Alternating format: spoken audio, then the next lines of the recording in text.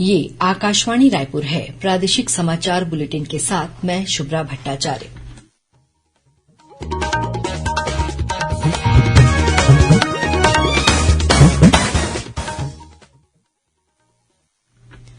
और अब पेश है आज के मुख्य समाचार। प्रधानमंत्री ने कहा, कोविड के कारण अपने माता पिता को खोने वाले बच्चों को स्कूली और उच्च शिक्षा के लिए पूरी सहायता दी जाएगी। छत्तीसगढ़ के विभिन्न जिलों में कार्यक्रमों का आयोजन कर लाभार्थी बच्चों को संबंधित दस्तावेजों का वितरण किया गया। प्रधानमंत्री कल विभिन्न योजनाओं के लाभार्थियों के साथ वर्चुअल संवाद करेंगे। केंद्रीय राज्य मंत्री प्रहलाद सिंह पटेल ने रायपुर में और रेणुका सिंह अंबिकापुर में आयोजित कार्यक्रम में शामिल होंगी। छत्तीसगढ़ में रिक्त होने वाली राज्यसभा की 2 सीटों के लिए नामांकन दाखिल करने की कल अंतिम तिथि। कांग्रेस ने राजीव शुक्ला और रंजीता रंजन को बनाया अपना उम्मीदवार। और जूनियर वर्ल्ड वेट लिफ्टिंग प्रतियोगिता में राजनांदगांव जिले की ज्ञानेश्वरी यादव ने 3 रजत पदक जीते।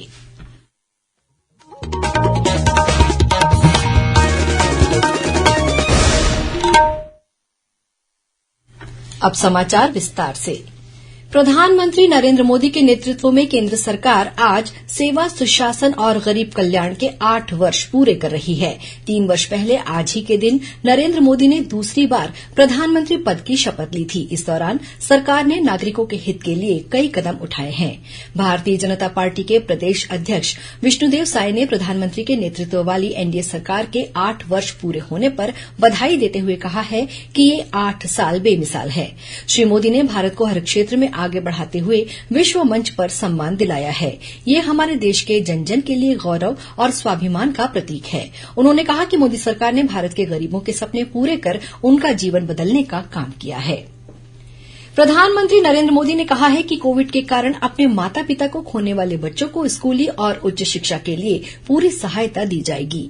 आज सुबह वीडियो कॉन्फ्रेंस के माध्यम से बच्चों के लिए पीएम केयर्स योजना के तहत दिए जाने वाले लाभों की जानकारी देते हुए श्री मोदी ने कहा कि इस योजना से 18 से 23 वर्ष की आयु वर्ग के बच्चों को एक निश्चित छात्रवृत्ति दी जाएगी।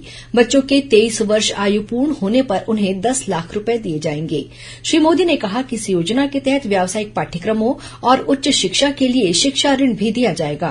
प्रधानमंत्री ने कहा कि इस योजना के माध्यम से सरकार बच्चों को प्रतिमाह 4,000 रुपए की सहायता राशि दे रही है। उन्होंने सभी बच्चों से फिट इंडिया और खेलो इंडिया पहल में भाग लेने का आग्रह किया। इधर छत्तीसगढ़ में भी विभिन्न जिलों में कार्यक्रमों का आयोजन कर जनप्रतिनिधियों ने बच्चों को इस योजना के महत्वपूर्ण बिंदुओं के बारे में जानकारी दी और योजना से संबंधित दस्तावेजों का वितरण किया। दुर्ग में आयोजित कार्यक्रम में सांसद सरोज पांडे, रायगढ़ में सांसद गोमती साय और जांजगीर चांपा में आयोजित कार्यक्रम में सांसद गुहाराम अजगले शामिल हुए। इस योजना से छत्तीसगढ़ के विभिन्न जिलों में भी अनेक बच्चे लाभान्वित हो रहे हैं। प्रधानमंत्री नरेंद्र मोदी आजादी का अमृत महोत्सव के अंतर्गत कल 31 मई को 9 मंत्रालयों तथा विभागों से जुड़ी 16 योजनाओं और कार्यक्रमों के लाभार्थियों के साथ संवाद करेंगे। गरीब कल्याण सम्मेलन नाम से ये आयोजन शिमला में रखा गया है, जहां लाभार्थी वीडियो कॉन्फ्रेंस के माध्यम से जुड़ेंगे। इस अवसर पर प्रधानमंत्री किसान सम्मान निधि की 11वीं किस्त के तौर पर 21,000 करोड़ रुपए से अधिक की राशि जारी करेंगे। ये कार्यक्रम राज्यों की राजधानियों, जिला मुख्यालयों और किसान विकास केंद्रों में भी एक साथ आयोजित किए जाएंगे, जहां लाभार्थी मुख्यमंत्रियों, केंद्र और राज्य के मंत्रियों, संसद सदस्यों, विधानसभा सदस्यों और जनप्रतिनिधियों के साथ बातचीत कर सकेंगे। केंद्रीय राज्य मंत्री प्रहलाद सिंह पटेल रायपुर स्थित राष्ट्रीय जैविक स्ट्रेस प्रबंधन संस्थान बरौंदा में भारत सरकार की कल्याणकारी योजनाओं के लाभार्थियों से बातचीत करेंगे।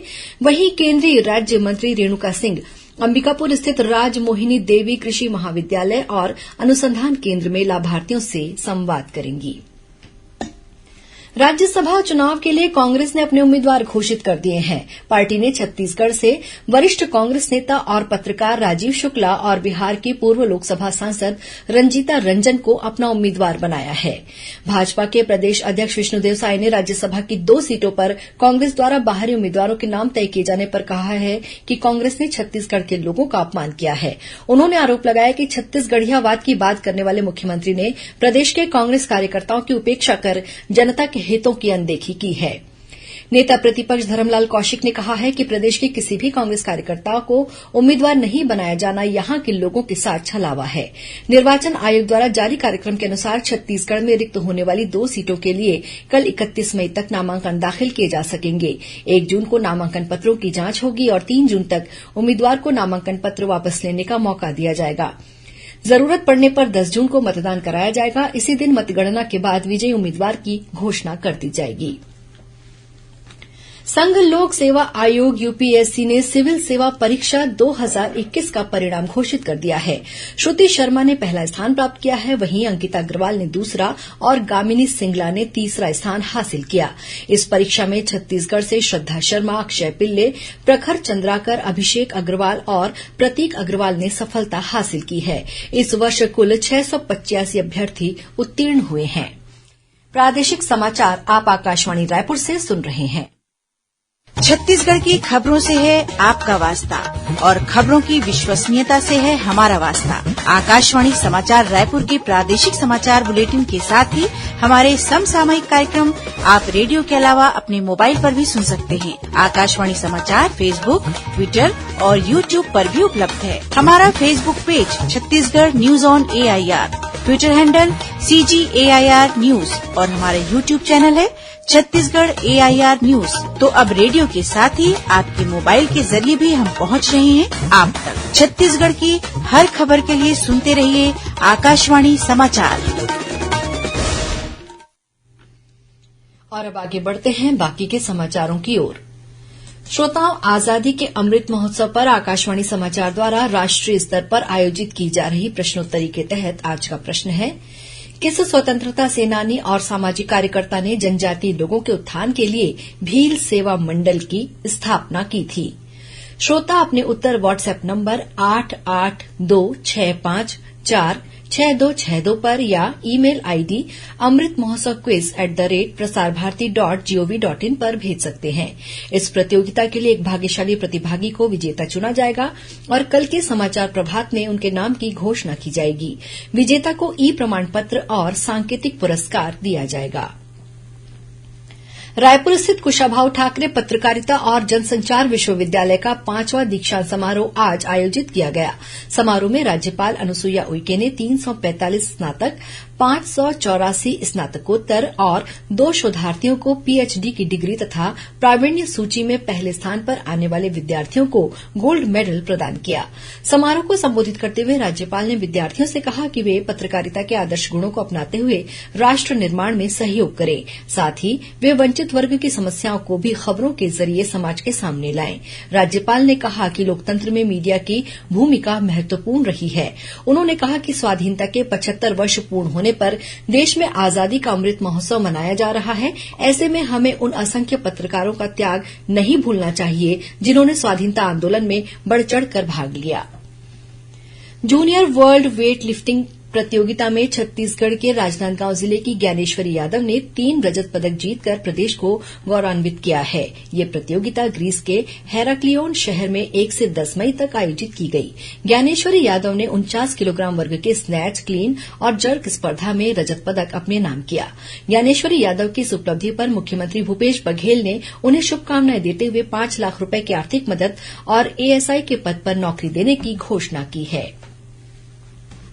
अंतर्राष्ट्रीय योग दिवस आगामी 21 जून को मनाया जाएगा। इससे पहले आज भारतीय सेना के छत्तीसगढ़ और ओडिशा सब एरिया मुख्यालय द्वारा नवा रायपुर में स्थित सौभाग्यम ध्यान केंद्र में योग के लाभ विषय पर एक वार्ता का आयोजन किया गया। इस दौरान योग विशेषज्ञ कीर्ति गुप्ता के मार्गदर्शन में योग के विभिन्न आसनों का प्रदर्शन किया गया। इसमें प्रदेश के लगभग 100 अधिकारियों, जवानों, नागरिक सुरक्षा कर्मचारियों और उनके परिजनों ने भाग लिया। इसी तरह के कार्यक्रम ओडिशा के सभी सैन्य स्टेशनों, भुवनेश्वर आर्मी कैंप, बालासोर और गोपालपुर मिलिट्री स्टेशन पर भी आयोजित किए गए। उत्कृष्ट कार्मिक प्रबंधन के लिए दक्षिण पूर्व मध्य रेलवे को कार्मिक प्रबंधन दक्षता शील्ड से सम्मानित किया गया है। भुवनेश्वर में आयोजित 67वें राष्ट्रीय रेल सप्ताह पुरस्कार समारोह में रेल मंत्री अश्विनी वैष्णव ने ये सम्मान प्रदान किया। इसके अलावा उत्कृष्ट कार्य निष्पादन के लिए दक्षिण पूर्व मध्य रेलवे के 3 रेलकर्मियों को भी पुरस्कृत किया गया है। छत्तीसगढ़ उच्च न्यायालय में कल रविवार को अवकाश होने के बावजूद डिवीजन बेंच रात के समय वर्चुअल सुनवाई की गई। करीब 1 घंटे की सुनवाई के बाद बेंच ने जांजगीर चांपा कलेक्टर जितेंद्र शुक्ला के उस आदेश पर रोक लगा दी है जिसमें उन्होंने नगर पंचायत राहौत के अध्यक्ष के खिलाफ अविश्वास प्रस्ताव के लिए बैठक बुलाने का आदेश दिया था। गौरतलब है कि नगर पंचायत राहौत की अध्यक्ष सत्या राजेंद्र गुप्ता के खिलाफ उपाध्यक्ष और पार्षदों ने भ्रष्टाचार का आरोप लगाते हुए अविश्वास प्रस्ताव लाने की मांग कलेक्टर से की थी। इस पर कलेक्टर जितेंद्र शुक्ला ने अध्यक्ष को नोटिस जारी कर पार्षदों की बैठक बुलाकर मतदान करने के निर्देश दिए थे। कलेक्टर के इस निर्देश को नगर पंचायत अध्यक्ष ने हाईकोर्ट में चुनौती दी थी। जशपुर जिले के सन्ना क्षेत्र में कल आकाशीय बिजली गिरने से एक बालिका सहित 3 लोगों की मौत हो गई। वहीं 7 अन्य लोग झुलस गए हैं जिनका इलाज बलरामपुर जिला अस्पताल में चल रहा है। मुख्यमंत्री भूपेश बघेल ने इस घटना पर गहरा दुख व्यक्त किया है। उन्होंने मृतकों के परिजनों को 4-4 लाख रुपए की सहायता राशि देने की घोषणा की है। साथ ही प्रभावित लोगों के बेहतर इलाज करने के निर्देश अधिकारियों को दिए हैं। और अब कुछ खबरें संक्षेप में। राज्य महिला आयोग के अध्यक्ष डॉक्टर किरणमयी नायक कल 31 मई और 1 जून को रायपुर जिले में महिलाओं के उत्पीड़न संबंधी मामलों की सुनवाई करेंगी। धमतरी में मेचका थाना क्षेत्र में स्थित नकटी नाला के पास कल एक वाहन ने एक मोटरसाइकिल को टक्कर मार दी जिससे इस मोटरसाइकिल में सवार 3 लोगों की मौत हो गई। राज्य में महुआ फूल का संग्रहण कल 31 मई तक किया जाएगा। और महासमुंद पुलिस ने 600 किलोग्राम गांजा के साथ 2 अंतर्राज्यीय गांजा तस्करों को गिरफ्तार किया है। अंत में मुख्य समाचार एक बार फिर। प्रधानमंत्री ने कहा, कोविड के कारण अपने माता पिता को खोने वाले बच्चों को स्कूली और उच्च शिक्षा के लिए पूरी सहायता दी जाएगी। छत्तीसगढ़ के विभिन्न जिलों में कार्यक्रमों का आयोजन कर लाभार्थी बच्चों को संबंधित दस्तावेजों का वितरण किया गया। प्रधानमंत्री कल विभिन्न योजनाओं के लाभार्थियों के साथ वर्चुअल संवाद करेंगे। केंद्रीय राज्य मंत्री प्रहलाद सिंह पटेल रायपुर में और रेणुका सिंह अंबिकापुर में आयोजित कार्यक्रम में शामिल होंगी। छत्तीसगढ़ में रिक्त होने वाली राज्यसभा की 2 सीटों के लिए नामांकन दाखिल करने की कल अंतिम तिथि। कांग्रेस ने राजीव शुक्ला और रंजीता रंजन को बनाया अपना उम्मीदवार। और जूनियर वर्ल्ड वेट लिफ्टिंग प्रतियोगिता में राजनांदगांव जिले की ज्ञानेश्वरी यादव ने 3 रजत पदक जीते। इसी के साथ प्रादेशिक समाचार बुलेटिन समाप्त हुआ। नमस्कार।